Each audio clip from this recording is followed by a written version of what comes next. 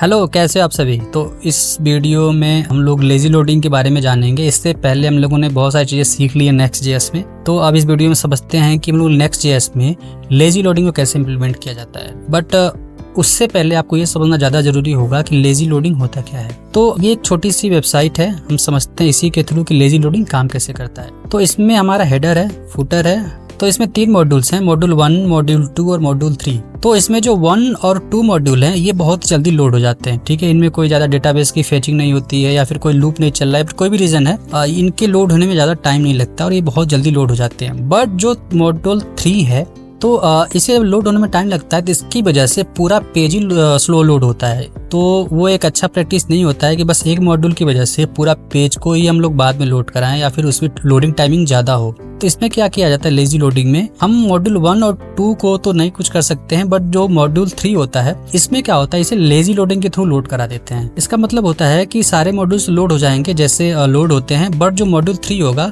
ये बाद में लोड होगा जब इसकी सारी प्रोसेस हो जाएगी। इससे क्या होता है कि पेज पूरा लोड हो जाता है और मॉड्यूल 3 पे कोई डिपेंडेंसी नहीं रहती है कि इसकी वजह से सारा पेज ब्लॉक हो रहा है। तो ये होता है लेजी लोडिंग। तो अब इसे हम कोडिंग के थ्रू थोड़ा समझते हैं। ठीक है, तो आपको ज़्यादा आइडिया लगेगा।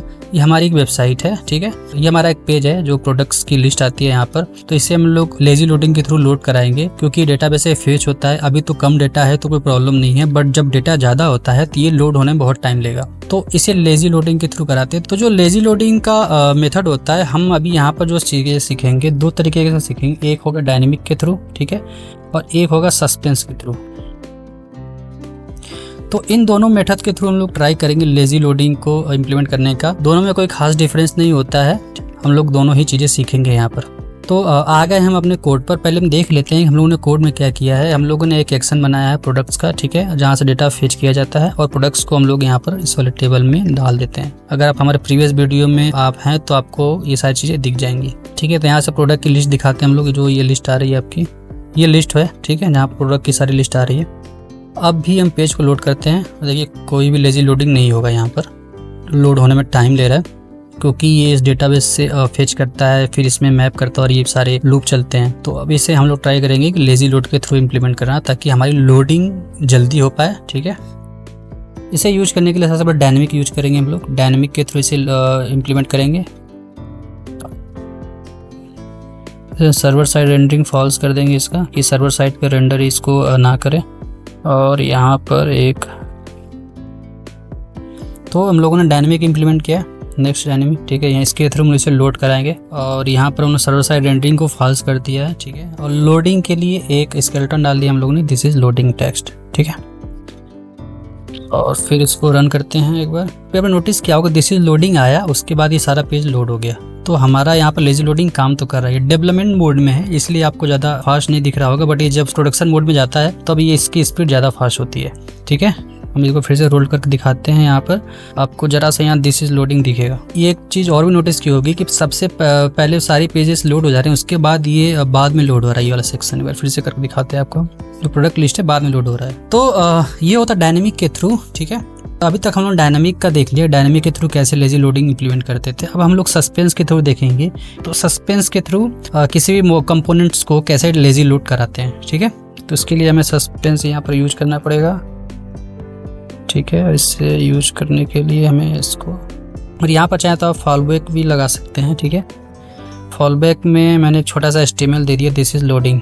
ठीक है, अब हम इसे जब रन करेंगे तो कोई इफेक्ट नहीं दिखने को मिलेगा हमें, कुछ भी नहीं चेंजेस आ रहा है इसमें। इसका रीज़न ये है कि जो सस्पेंस होता है वो प्रॉमिस पर काम करता है कि जिस कंपोनेंट में या फिर जिस मॉडल में उसको यूज किया गया, अगर वहाँ पर प्रॉमिस है तभी जाकर वो उसे लेजी लोड करता है। तो यहाँ पर हमारे जो मेथड है ये, ठीक है, ये इसमें कोई असिंक भी नहीं है, ना हमने कोई प्रॉमिस लगा रखा है, ना कोई पेज लोड कर रखा है।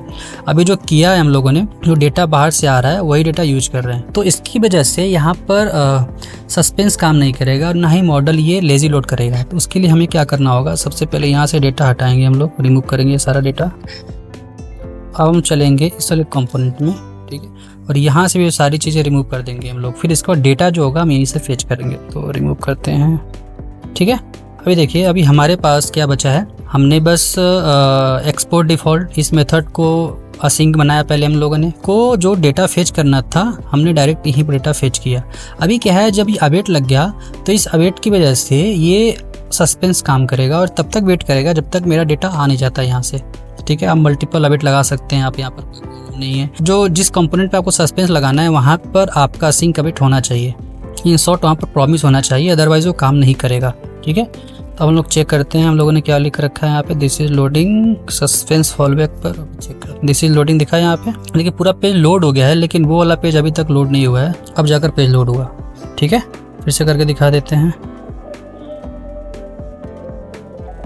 सारा पेज लोड हो गया, बट जो प्रोडक्ट्स की लिस्ट वाली पेज थी वो अभी लोड नहीं हुई है क्योंकि वो डेटा फेच कर रही है।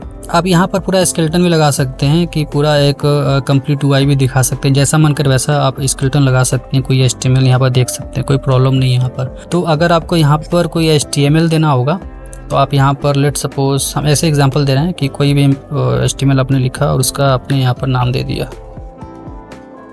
मैंने ऐसे कोई बनाया नहीं कंपोनेंट, बस आपको बता रहे हैं कि यूज कैसे कर सकते हैं आप उसे। ठीक है, तो ऐसे आप उसको कॉल कर सकते हैं पूरे फॉलबैक में।